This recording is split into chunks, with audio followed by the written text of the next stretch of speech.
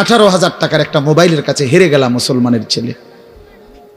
মাত্র 20,000 টাকা দামের একটা মোবাইলের কাছে এত সুন্দর জীবন শেষ করে দিল। ভুল করে না, ভুল। অল্প টাকায় বেচা গেল, অল্প কয়টা টাকায় হারিয়ে গেল। বেঈমান তোমারে হারায় দিল। ইহুদি, খ্রিস্টান, নাস্তিক, মুরতাদ একটা নারীর উলঙ্গ ছবি অথবা অর্ধ উলঙ্গ ছবি দিয়া, যারে তুমি ধরতেও পারো না, ছুঁইতেও পারো না, শুধু ছবি দেখাইয়ে তোমারে শেষ করে দিল। তোমার দুনিয়াও নষ্ট করে দিল, আখিরাতও নষ্ট করে দিল। হায় হায়, এর চাইতে বড় ব্যর্থতা আর কিছু হইতে পারে। আমার কথা মনে রাখো বাপ আমার,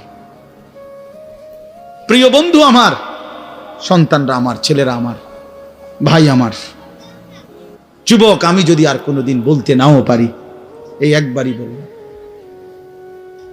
এতটা সুন্দর জীবন নষ্ট করে দিও না ভাইয়া, এতটা সুন্দর জীবন নষ্ট করে দিও না ভাই। মেহেরবানি করে বরবাদ হইও না, চরিত্রহীন হইও না।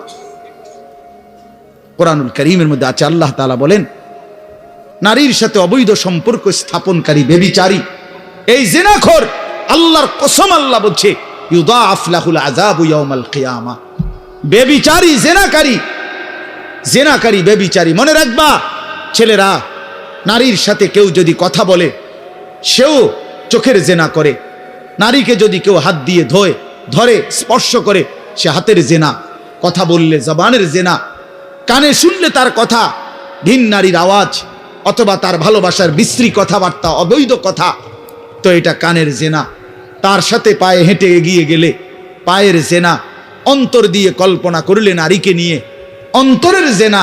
আর লজ্জাস্থান দিয়ে জেনা করলে সেটাও জেনা। আল্লাহর কসম নবী বলছে, সবটাই জেনা। চোখেরটাও জেনা, হাতেরটাও জেনা, পায়েরটাও জেনা, দিলেরটাও জিনা, মুখেরটাও জিনা, শব্দটাও, আবার লজ্জাস্থানেরটাও জিনা। অতএব যে কোনো স্বামী স্ত্রীর সম্পর্ক ব্যতীত ভিন নারী, ছবি হোক বাস্তবে হোক, নারীর সাথে যার সম্পর্ক, আল্লাহর কসম, রব্বে কাবার কসম, সে ব্যভিচারী, লম্পট, দুশ্চরিত্র, জেনাকার। আর আল্লাহ বলছে, আমি তোরে ডবল ডবল, ইউদাআফ অর্থ ডবল, রিডবল শাস্তি দেব কিয়ামতের দিন। ওয়া ইয়াখলুদ ফীহি মুহানা, এবং আল্লাহ বলে তারে বেইজ্জতি কইরা, লাঞ্ছিত কইরা চিরস্থায়ী জাহান্নামে ফেলে দেব। দোস্ত আমার, মনে রাখো বাপ, আমি খোলামেলা বললাম, আমি পরিষ্কার বললাম। হাজারো ছেলে তোমাদের চেহারা দেখে বোঝা যায় ভাইয়া, এখানেও তোমরা অনেক ছেলে চেহারা দেখলে বোঝা যায় আজকের সারা দিনে এক ওয়াক্ত নামাজ পড়ো নাই। কেমনে এত বড় পাষাণ হইলা? আল্লাহকে এইভাবে কেমনে ভুলে গেলা? কেমনে ভুলে গেলা? কেমনে ভুলে গেলা? কোরআন শরীফের আমি দুইটা কথা বলি।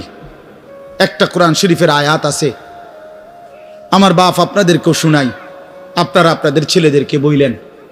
প্রয়োজনে ছেলেটাকে হাতে ধরে একটা বার চোখের পানি ফেলেন, মেয়েটারে হাতে ধরে চোখের পানি ফেলেন।